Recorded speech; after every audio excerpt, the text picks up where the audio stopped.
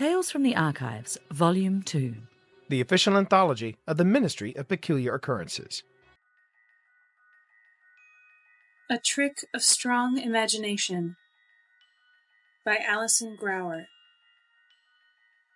Winter, 1893.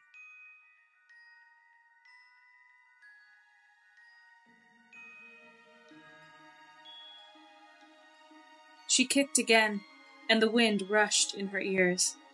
This time, no mistakes.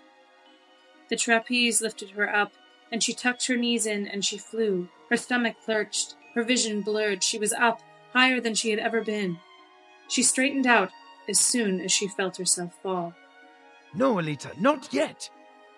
Her timing had been off. Again. Althea reached anyway, but just grazed her father's fingertips. She continued to fall. Her arms flailing, her vision coming back into focus as she accelerated to the ground. All right, Galway? Althea Galway sat up sharply at the sound of the ministry director's voice, her exhausted eyes widening to an expression of sobriety and innocence. Had she been dozing? She hoped not. Yes, Dr. Sound, she answered. The portly, mustachioed head of affairs within the ministry arched a greying brow at her. You seem a bit peaky, that's all. Feeling well? Certainly, Dr. Sound, she nodded. I'm quite well. Better give your eyes a rest just the same, said Sound. Staring at papers all day, puttering with that analytical contraption will do you in. You may be the fastest reader in the ministry, but even savants such as yourself must take a little time to rest the eyes, you know. Keep up your health. Someone's got to read through all this, sir, said Althea, with a touch of regret. The stacks of newspaper clippings, telegrams, notes, and pages across her desk were only just beginning to become overwhelming, but it wasn't as though there were a miraculous machine that could sort and file and draw conclusions for her.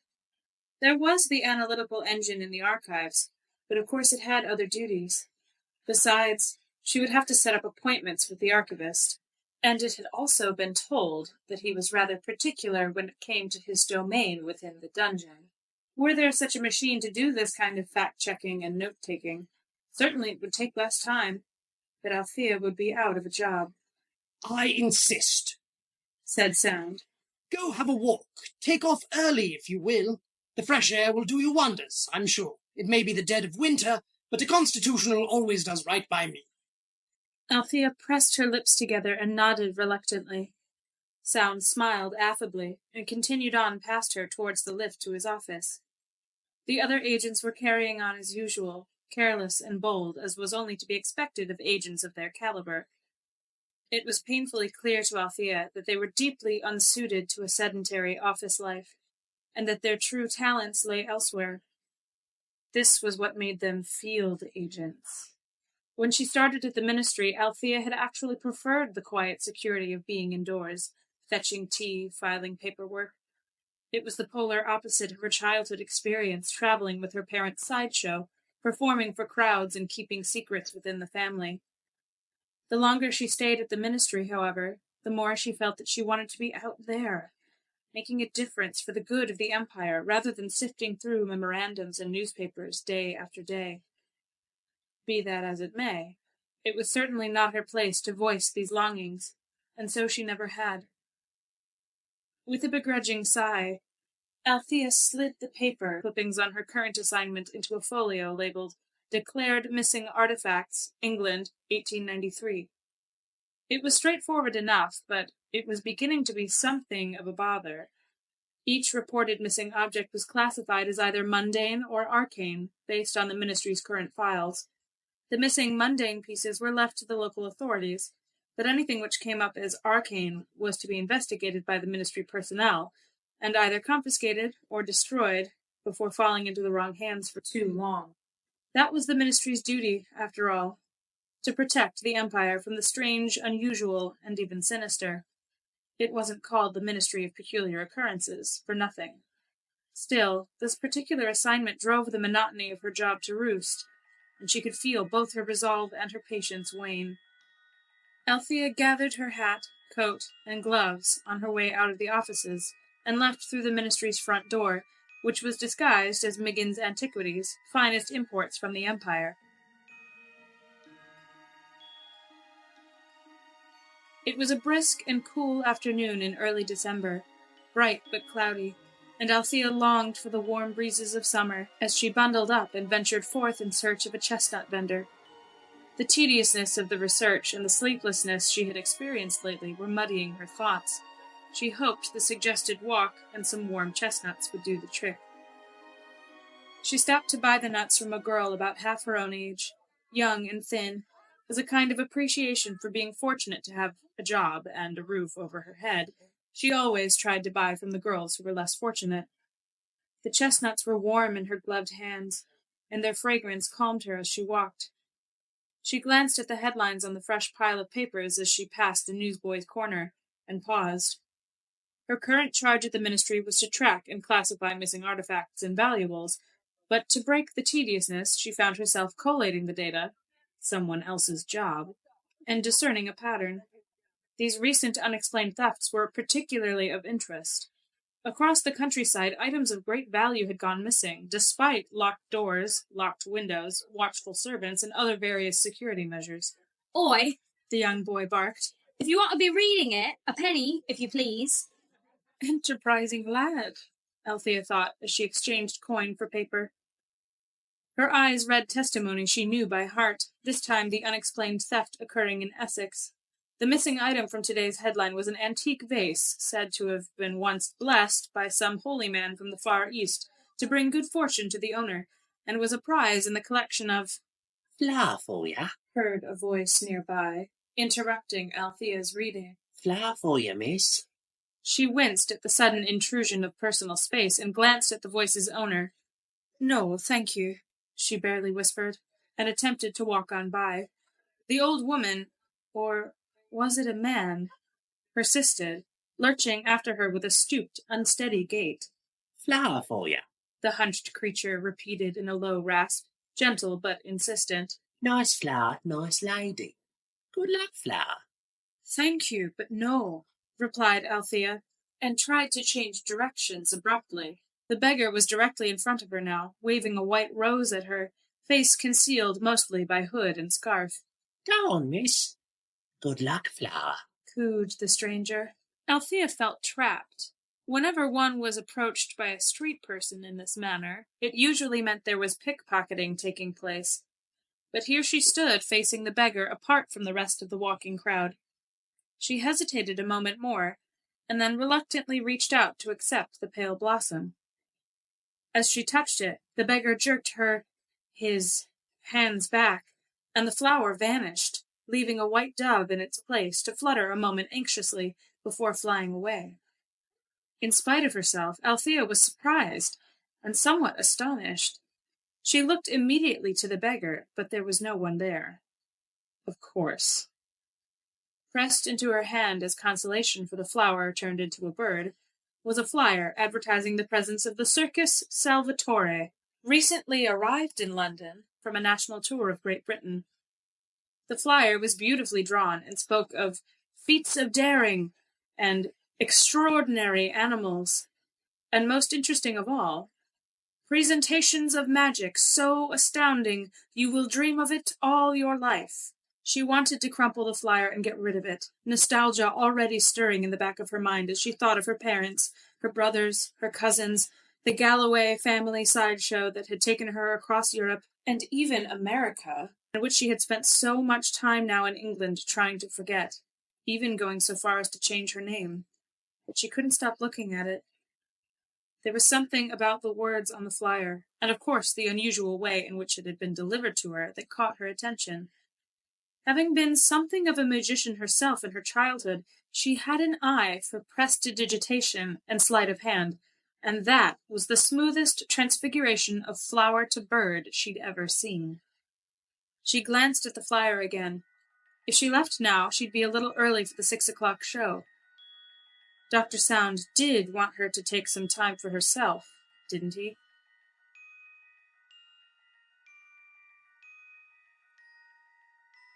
Toss the ring, win a prize! Fortunes foretold!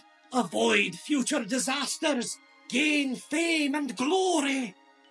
Test your strength! Ladies, keep back! The encampment of the Circus Salvatore was bustling with people as the afternoon waned into the evening, torches and lanterns lit all over the place to create a welcoming glow of warmth. Althea wandered amid the crowds, quietly observing the colorful tents and striped banners, watching the usual pre-show antics, a trained dog or two, jugglers, bawdy singers that strolled the area freely. This circus was larger than she'd expected it to be. Certainly larger than what she was accustomed to. Granted, her own past had remained intimate and primarily family, although she suspected it had grown in the time since. What in the name of heaven was she doing to herself? Althea had sworn never to return, even as a rube, to watch the show. That part of her life was over. Her last rehearsal with her father had more than just closed a chapter of her life. It had taken that book and sealed it away under lock and key. And yet here she was, filing with the other rubes to find a seat within the main tent for a magic show. Instinctively, her eyes went up to the top of the tent. Her fingertips tingled lightly underneath her gloves, and a tightness welled in her throat. It was startlingly roomy inside, and the ring in the center had sawdust covering the floor. Currently, a lone figure in worn-out clothing was shuffling about the ring at a leisurely pace, scuffing the sawdust. It was, for all appearances, the beggar she had encountered earlier. The beggar sat down on the edge of the ring and took a rest, and as Althea glanced around, it appeared she was the only one who had taken notice of the curious person's presence. Once the tent seemed nearly full, the beggar stood and peered around at the audience. He, definitely a he, she saw now, seemed startled by how many people were there, and stumbled face first into the sawdust. A nervous laugh rippled through the crowd, as more people took notice. The buffoon hoisted himself to his feet, dusting his clothing off frantically, but some of the particles must have entered his nose, for he reeled back as though to sneeze. This happened several times, the gesture exaggerated, but each time the beggar relaxed visibly, a false alarm. He began to shuffle towards the exit of the ring, but after only a few steps the sneeze resurfaced, and with an explosive noise and a flash of light, when the dust cleared, the beggar had vanished, replaced by a tall, lean gentleman in a fine, fantastical suit. He doffed his hat gallantly and bowed low to the crowd on each side of the ring, while people applauded in startled delight. "Thank you," the man called, smiling handsomely. "Thank you and welcome, good people of London, to the Circus Salvatore. I am the amazing Salvatore, a name and reputation I intend to uphold tonight, I assure you." And his own laugh joined the audience's. "I shall fill your minutes with magic, your hours with wonder, and your dreams with remembrances of the impossible." A small group of musicians had gathered near the tent entrance and begun to play, a merry, raucous tune to underscore the performance. The man in the suit replaced his hat upon his head smartly and set to work. His opening tricks were of the usual kind, leaping and floating cards from the deck, juggling with one hand, the pulling of colorful scarves from respective audience members' ears or hats or pockets. He read a few people's minds, to successful accuracy, and made a man's monocle disappear before having it reappear in someone else's hands. Althea's interest was piqued when he attempted to turn his hat inside out, and instead the hat appeared to have become a small black dog that yapped and ran circles around him while the audience laughed. She sat forward in her seat, wishing she could see more closely, wishing she'd seen how he'd turned it. It was very impressive. The magician finally caught the dog with his coat, and when he stood up to shake out the sawdust, the hat reappeared, falling to the ground from the coat as though there had been no dog at all. This man was more than a sideshow illusionist. He was an artist. A brave one, at that, to perform in an open ring like this with no assistants to slip him tools or move things about for him. Try as she might, she could see no tells or usual indicators of how he was performing the tricks, Even her trained eyes could not pick out where switches were made, what signals given. She could feel the audience's bated breath all around her. It was awe-inspiring. And now, ladies and gentlemen, my final gift for the evening. He welcomed the dancing girls into the ring. Their show was later in the evening, and with them came a painted box on wheels. It appeared to be made of oversized tarot cards, each panel representing a certain meaning. From where she was, Althea could not quite make out what cards were depicted, but the sense of mysticism attached to the crate's symbols were clear. The box was large enough to contain a small person, so she suspected it would be some kind of switcheroo. This box, declared the magician, as the dancing girls created a tableau around it, is one of the 9 new wonders of the world. It once belonged to a tribal shaman of China, and was sold to a Raja of India, passed down through his family, and sold again to a merchant of Africa. Around the globe it travelled, finally returning home again to China, collecting the ancient secrets of its masters on its voyage. His expression was deeply serious. What multitude of secrets this box contains, I cannot catalogue them here. I can, however, offer you a glimpse. The magician gave a half bow, and the dancing girl spread out a little wider into a circle, facing the box. The seriousness of his voice gave Althea gooseflesh down her arms. The crowd grew hushed and hopeful as the illusionist spread his hands wide. You have been such a gracious and a generous audience this evening that I cannot help but want to share the blessings of the box with you. I need your help, however, in order to give them to all of you. I must ask you all to concentrate. Focus your eyes on the box. Draw deep, slow breaths and focus on the box. Think of what most your heart desires. The magician removed his jacket and handed it to one of the dancers. He rolled up his shirt sleeves like a dock worker and began to carve strange letters and patterns in the air with his hands, as the audience followed his instructions. Althea, however, focused on the magician at the center of the ring. She furrowed her brow, trying to discern what would be achieved by this mass meditation. Perhaps it was some form of hypnosis. The musicians were playing something soft and simple and comforting, a reassuring sort of melody. Althea felt a giddy tickle at the back of her mind, one that made her eyelids sleepily drag downwards, her last sight being one of the dancing girls with her own eyes closed, their palms open and turned upward. Before she could help it, she found herself thinking of the ministry, of being promoted to field agent, of serving the queen and saving the country, of exotic travel and daring do and elaborate disguises, and for several moments forgot where she was.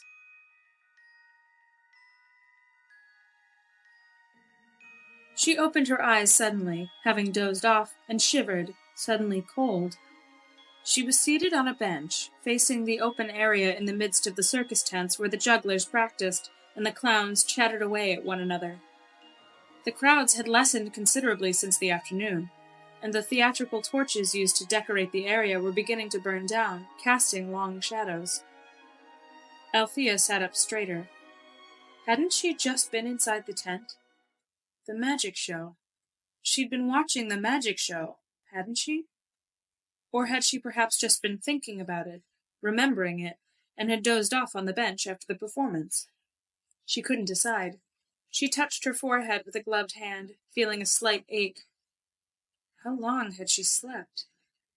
May I get you a cup of tea, miss? A gentle voice asked. The magician stood a few feet away, smiling hopefully at her. In his gloved hands was a plain porcelain cup and saucer full of fragrant, steaming tea. Althea blushed a little. He was far handsomer up close, and the tea smelled divine. She hedged silently a moment, wanting to excuse herself and go home, but wanting simultaneously to indulge in the moment. She smiled apologetically. She began, but he smiled wider. Please, I insist, he said, and stepped closer, holding out the saucer to her.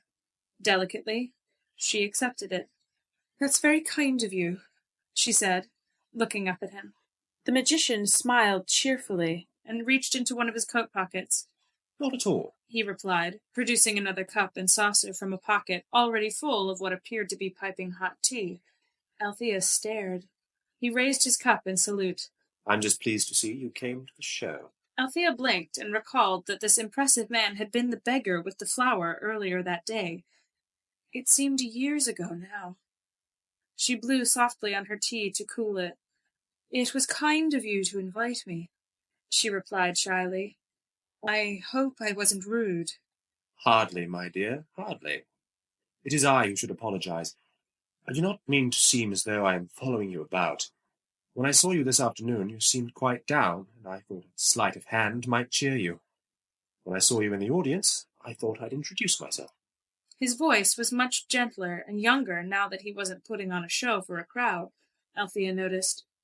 He had a distinctly Mediterranean hue to his skin and hair, but his voice was quite English, and even his mannerisms were a bit subdued for someone who was supposedly from Italy.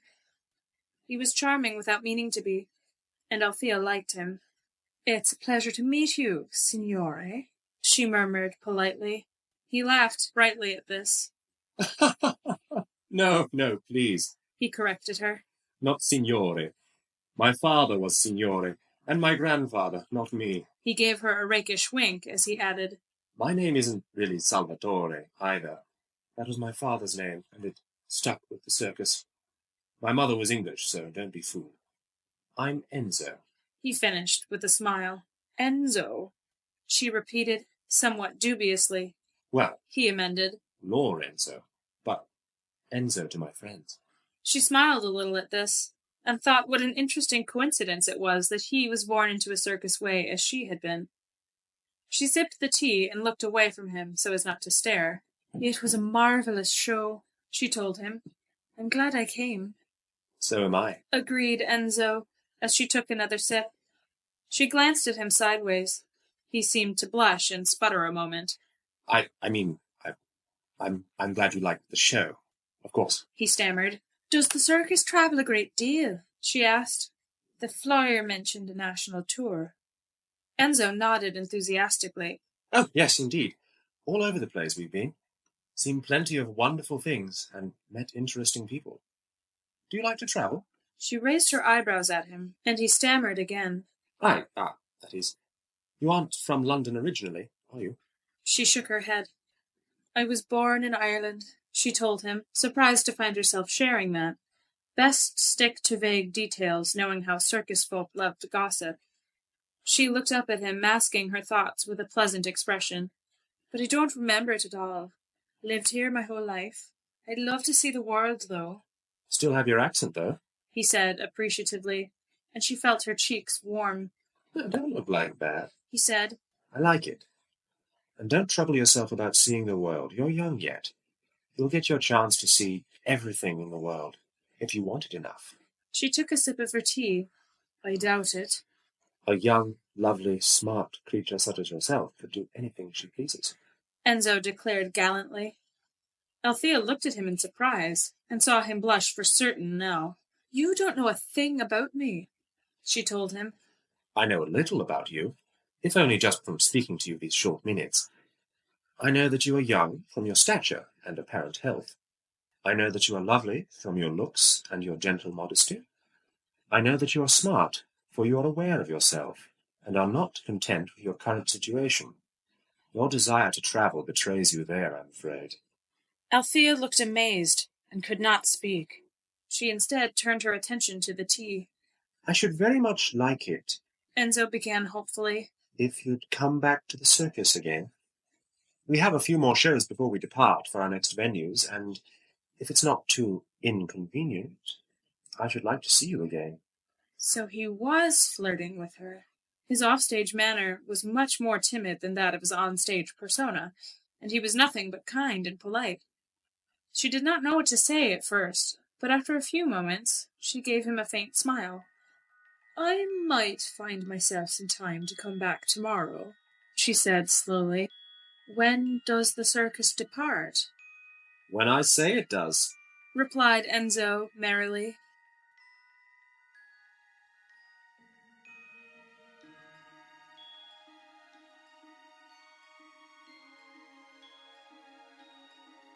Amid the chaotic piles of information on her desk the next morning, Althea found a fresh newspaper waiting for her, with a smaller headline to one side that immediately pulled her focus. Missing family heirloom said to be cursed. The following text described a centuries-old necklace owned by the family of Sir Philip Markham of Kent, a priceless piece bearing rubies and emeralds that had been passed down for generations. According to the family, the necklace was kept in a locked safe due to its apparently haunted nature. It was said that anyone who was not pure of heart and intent that wore the thing died tragically soon after. The other portion of the curse was that if it were sold, the family would suffer beyond imaginings. Thus, the Markhams had kept it locked away, hidden and safe until now. Something about this tale struck Althea. Why? She began jotting down notes, but her pen ceased abruptly. Beside the curse of the Markham necklace, called another bold header. Circus pleases Kent crowds for the first time. It was about the Circus Salvatore, which had performed in Kent recently. The circus had been where the stolen item originated. She turned in her chair to the coat hanging on the rack behind her. The paper from yesterday had been folded into her left pocket. The fold was solely on the theft that initially caught her eye. A priceless vase, second Ming dynasty from the Everton estate. Then she unfurled the paper, and it trembled slightly in her hands. Circus Salvatore amazes Essex for 4 nights. Althea felt dizzy as an idea began to dawn on her, her fingers flipping through her notes and older papers collected. With every confirmation, the pull of the circus last night made more sense to her. She had made this connection, just not consciously, and in the ranks of Circus Salvatore she knew only one possessing the ability to make impossible things happen, such as retrieving something from a locked safe without unlocking it, such as lifting a priceless heirloom from a secured room, such as... Could Enzo? Charming, friendly, gentlemanly Enzo be a thief? With a deep breath, Althea stood and headed for Dr. Sound's office, carrying her notes, and a few primary source examples, with her. She might not be a field agent, but she'd be damned if she couldn't check facts faster than anyone else in the ministry, and have something to show for it. And did she now have something to show Dr. Sound? She had just reached Chillingworth's desk when the office door opened suddenly. Sound looked surprised to see her. Ah, Galway! Feeling better, are we? Yes, she answered quickly. Thank you, Director. If you have a moment, I have something important to share with you. She held up the file, gathering her courage. Oh, said Sound, dimly distracted. I see. Well, certainly I can spare a moment. Come in, come in. Althea followed him in, closing the door behind her, and held out her file to him. I took yesterday to clear my head, she told him, and it led me to something of a discovery, sir. Oh? Indeed. I went to the circus yesterday, sir, and in reviewing the paper clippings from the missing objects file of this year, the same circus is mentioned in every single paper we've catalogued that also mentions the missing items. Sound took the file while she held her breath. He flipped through, his brow lightly furrowed, his eyes glancing over the pages. A striking coincidence, he said finally. Very striking, but I'm not entirely certain of what precisely you are telling me, Galway. I am telling you, Althea said with a sudden burst of confidence, that there is a direct correlation between the missing items and the Circus Salvatore tour, which at this moment is performing here in London. Dr. Sound let his eyes fall to the paperwork again, and Althea felt a pang of anxiety. Had she gone too far? After what seemed to be an eternity, Dr. Sound set the papers down on the desk and folded his hands, looking squarely at her. Galway, he said gently, When did you reach this conclusion? It was actually more of an observation than a clear conclusion, but, in for a penny, just now, sir. And how long did you consider the circumstances before presenting me with your findings? Not long, sir. I wanted you to know right away, so you can take appropriate action. That's very forward-thinking of you, Sound said. How closely did you read these clippings? Galway, while there is a correlation, did you look at the dates? How could the circus be responsible for these thefts when they weren't even in the county at the time of the thefts? Althea stared, her cheeks burning. There's a considerable amount of skill at this circus, Director. The illusionist in particular is vastly talented and... Now, Galway... The illusionist is an exceptional hypnotist, but there is more at work here. His abilities... Manipulate time itself, granting him the ability to return to his bells and whistles and banners and big top after making off with the local treasure, completely undetected? Her evidence, originally a stone fortress, began to topple like a house of cards. Sir, these people are immensely capable of... Galway, please. He spoke softly, motioning to the clippings in front of him. You have a compelling theory, but no! She couldn't stop the words. Damn it, you don't know these people like I do! She had been in his office before. She had never noticed the clock. The calm in his voice chilled her. I believe we are done here, Galway.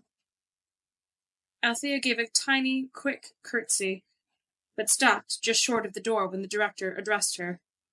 Miss Galway, this case file, considering you are not a field agent, is impressive. Very thorough, and it does give me pause. But without proper evidence, or even eyewitness accounts, I cannot warrant action. And as you are not a field agent, you cannot pursue this matter any further. You are not trained for any further investigation apart from logistics, he said, indicating her notes. Thank you for your hard work in this matter, but unless I have something more concrete, I am unable to act. He looked down at the report for a moment, and then tucked it away into a drawer of the desk. He glanced at her as he reached for another file. That'll be all on this matter, Galway, he said lightly. Now do be kind and bring the McTeague trolley round when you get a moment. My tea has gone cold. Althea slowly, numbly left the office in silence. She entered the lift and descended back to her awaiting desk, and to the tea trolley that awaited her attention. When does the circus leave? She had asked. When I say it does, he had replied. Her hand froze as she reached for the McTeague. Sound wanted something more concrete. Fine. She took her coat, scarf, hat, and gloves from the coat closet and began to layer them on as she headed through Miggin's Antiquities and out the front door, taking a deep breath of the crisp, cold air as she did. The circus stirred with an early afternoon energy that unearthed forgotten anticipation in Althea. This was the time when performers would make final preparations, when the ringmaster would review the order of acts, when the last changes would be made. She stood still a moment, breathing deep and getting her bearings. She gave her humble disguise one final look, and then walked into the carnival, assuming the role of a curious patron. After a moment, she spotted a squattish sort of man stomping across the way towards a knot of smaller tents off to the right. He did not appear to be in costume, but he certainly looked like a circus employee. His eyebrows and beard were singed and blackened. The cannon operator, perhaps? Something to do with fire. Regardless, he seemed to be heading the way she wanted to go, so she took up a quick pace to follow him back behind the main tents. When he glanced back and saw her, he stopped abruptly. Signora, the big top is over there, he informed her gruffly, pointing back the way they'd come. I know, she said, putting on a lower London voice. Sure I know. I ain't looking for the big top, am I? Supposed to bring word to the amazing Salvatore, ain't I? Got a message for him, sweetie. She put her hands on her hips and tipped her head at him. Where's His Highness's tent, then? The dwarfish man looked her up and down, then flapped his hand dismissively. That away, He said, pointing. Big black star on a tent. You cannot miss it. And he stomped off in a different direction, muttering something about tarts throwing themselves at the amazing Salvatore. Althea had only made it a few steps before music from inside the big top commenced. The show was underway. Soon crowds would gather, and Enzo would be on stage. At last she found a tent larger than the others, with a black fabric star pinned to the outside. She ducked behind it, listening to see if it was occupied. Even with the silence, Althea peeked through the tent flap before entering. The tent bore a cot and some personal items, a mirror, a chest of drawers, a large steamer trunk with the name Salvatore in brass letters near the lock. It's his circus, Althea thought. If someone in his company is stealing, he'll know about it. Pulling her pocket knife from her boot, she tested the blade in the lock opening, one of the skills she had promised herself she would never call upon again. Her brow furrowed after her moment's regret. This was a far more complicated padlock than she had believed. A good illusionist keeps only what was necessary for their illusions. The key must be here, somewhere. Althea put the knife handle in her teeth, opened the top drawer in the vanity, and found only combs, grease paint, and powder. The next drawer revealed legal-looking documents. A third revealed a sewing kit and scraps of fabric. The fourth presented her with an empty space. She carefully felt the sides of the drawer with her gloved fingertips. There was a false bottom. Althea removed it slowly to find a book lying inside the compartment. She glanced over her shoulder at the muffled cheers of the afternoon crowd, perhaps reacting to the acrobatic turns and antics of the clowns in the main tent. Althea lifted the book and examined it. The title on the spine shone in faded gold leaf against the dark green binding. Shakespeare's Julius Caesar? Althea frowned. Why did Enzo choose to hide this play? It seemed random. One of the pages was folded the tiniest bit on the corner, so Althea opened to that page. An insert was stuck between the pages here, a small folded paper with ink illustration on it. The image was familiar to her, but on turning it over and upside down, the image came into focus. She felt her jaw drop.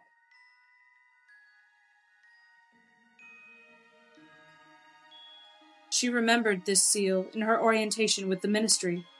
This was the seal of the House of Usher. Her eyes returned to the bard's work, and that was when she noticed its pages were littered with underlined words, circled phrases, and strange symbols in the margins. A code book? Quickly she replaced the false bottom in the drawer and slid the book into the pocket of her dress. She peered out the tent flap cautiously, studying the throng moving back and forth from tent to tent, act to act. All she had to do was get back to the ministry without being caught. Simple. She slid her knife hand higher up her sleeve and pushed out of the tent, head ducked, walking towards the collected patrons. She tried to recall the brief moments of conversation the field agents would tell. Althea tried not to move too quickly, nor too slowly. She could see the entrance, so long as no one stopped her. The man appeared from nowhere, suddenly blocking her escape. She moved sideways to go around him, but as he did the same, she looked up immediately and felt her stomach drop. It was Enzo. Oh, it's you. He smiled brightly. You came back after all. Althea took a step back, quickly assuming the shy persona of the night before. I did. I came too late, she stammered, nodding at the tent. I missed the show. Enzo smiled and waved his hands emphatically. That's all right. I'm pleased to see you again. He paused, studying the tattered outfit she wore, a far cry from the smart outfit she'd been wearing the previous night. Althea stood a little straighter. I was wondering, and she needed to wonder faster. She had to get out of this carnival. Now. She was facing him alone on his own territory. You see, I have a friend I was hoping you'd be so good as to meet. Told her how amazing the show was, she added. Enzo raised his brow. Oh, really? He seemed embarrassed by praise. Althea nodded. Yes, she would be most delighted to meet you. Enzo's smile changed a little, twisting almost sadly as he looked down at her. Althea fought back the urge to run. This charming, handsome man she had truly enjoyed meeting the previous day was undoubtedly linked to the nefarious House of Usher. If she could get him to agree to meet her and her friend somewhere later, it would give her enough time to get out and back to the ministry. That's kind of you. Enzo was saying. To tell others about the show? Well, it's a wondrous show, Althea insisted. She tightened her grip on the sleeve where the pocket knife remained hidden. Enzo shrugged, his smile still unsettling her. I suppose I could make a little time for the friend of a lovely Irish rose, he replied sweetly. He looked past her over her shoulder towards the main area of the circus where the other civilians were roaming the sideshow and the menagerie. Is she here with you now? He asked, and it seemed that his eyes fixed on someone in particular. In spite of herself, Althea turned to glance behind her as though her friend were waiting. No, she replied. She said she'd be along later. He was on her before she had even turned her head back around. One hand covered her mouth, the other holding a knife, larger than hers, of course, to her neck. Althea did not scream, but her body was taut as a bowstring, and she stared back at him. His face had taken on a hunted, unhappy sort of expression, ferocious but somehow sad, as he removed his hand from her mouth. Who are you? He said, his voice low. You're wearing a disguise. You were sneaking around in my tent. Tell me who you are. Althea could only stare at him, willing him not to hurt her and praying that someone would come by and stop this from happening. Tell me, he insisted, more gruffly. Tell me and I won't hurt you. You asked me to come back. She mumbled through his hand and was surprised by how calm she sounded. You wanted me to come back. What were you looking for? Much like in Sound's office, she couldn't stop the words. Only someone who has something to hide says something like that. His eyes widened. That struck a chord. What do you want? Box. I want to know the trick. What? He searched her face, his brow wrinkling. A magician never reveals... You're no magician, she told him quietly. Best trick I've ever seen, and I've been turning cards to fish and flowers to birds since I was 4. Enzo's eyes flickered. I want to know how you did your last trick. You make the audience hope. For what? I can't tell you. He said reluctantly.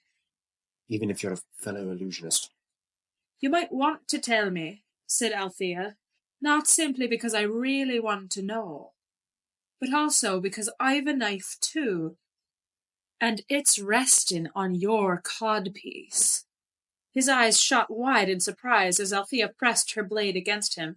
So go on, she told him. Cut my throat. I'll give you a good slice in return. Your choice. Slowly, his knife blade inched away from her skin.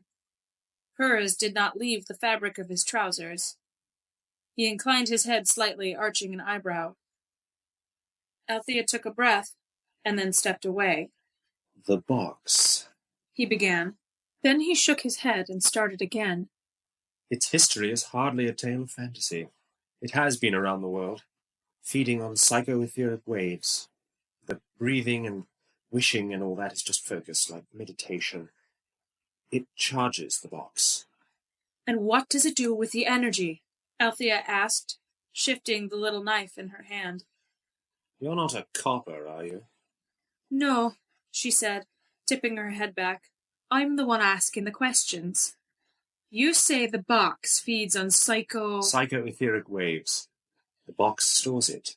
He answered, taking half a step backwards. For what? I don't know, he blurted. At least, I don't know entirely how it stores this energy, but I do understand what it does for me. Which is?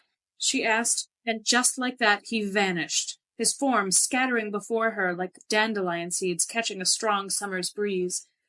The hand came from behind her, clamping around her wrist, his grip impressive. Enzo's other arm attempted to grab the knife, but Althea was already moving, her own acrobatics carrying her under his arm and placing her behind him. With a quick pull, she was free, and she used this freedom to strike him hard against the back of his knee. He sank down to the ground, granting her knife access to his neck. And here I thought you were just a little Irish rose. Enzo whispered sadly. Enzo, please, she urged him, pushing the blade deeper against his flesh. We have both been lying to one another from the beginning, haven't we? I beg your pardon? Again he disappeared, his form slipping. No, he became a shadow, and appeared to her right side, the knife hand now in his grasp, while another hand took hold of her chin. Althea gasped, feeling every part of her skin tingle, a strange desire welling up in her as goose-flesh rippled along her arms. Despite everything about the situation, the longer she looked into his eyes, the more she wanted him. Well, not lying entirely. He cooed. You want to know what the box does?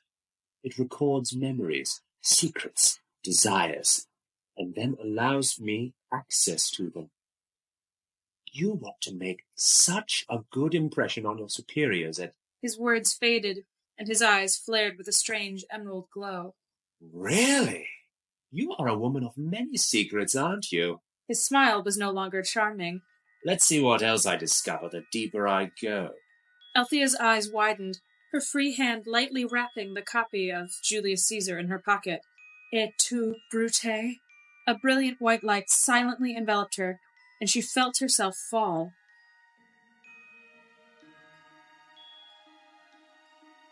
She was weightless, her vision blurry, wind rushing through her ears. Althea stretched out her arms, and out from this brilliance came her father. This time, her hands slapped against his forearms hard, the slap of palms meeting skin ringing in her ears like a church bell. She looked up and saw him looking at her, his eyes so brilliant. That's my girl. I've got you, Alita, he said to her, his smile almost as bright as the light around them.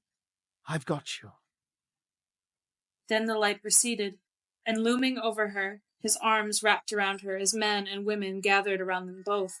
I've got you. Dr. Sound assured her. I've got you. She felt tears now. Her words sounded so distant. Father, I did it.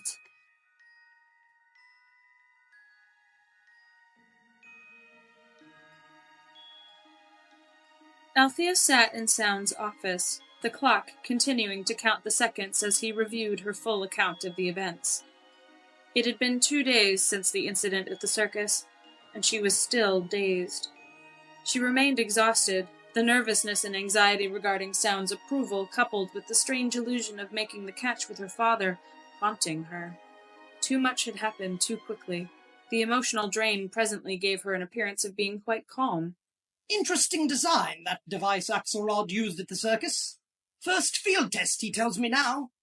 Some sort of energy field that creates a web-like snare, much as a hunter might use to catch birds in the wild. Bloody bright, its initial burst. I think I'm still seeing spots.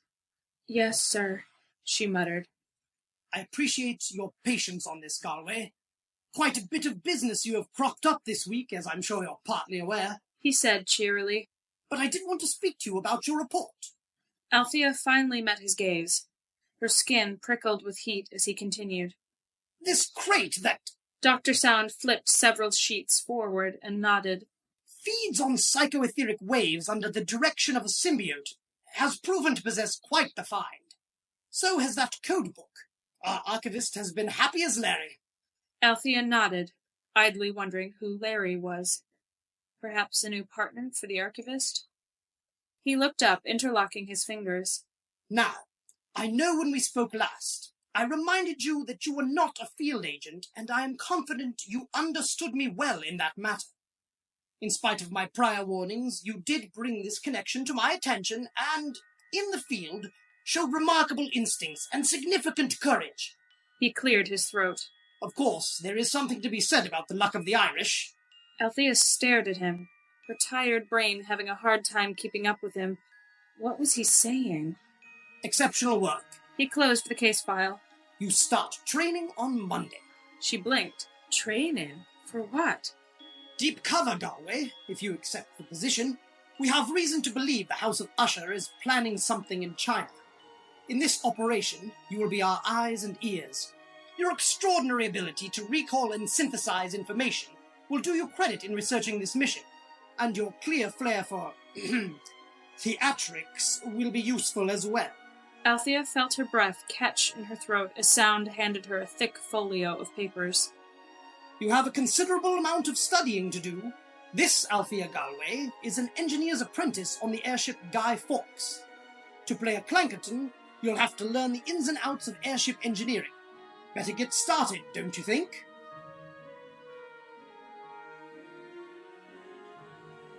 Althea rose, hugging the folio to her chest. Yes, sir. Thank you, sir.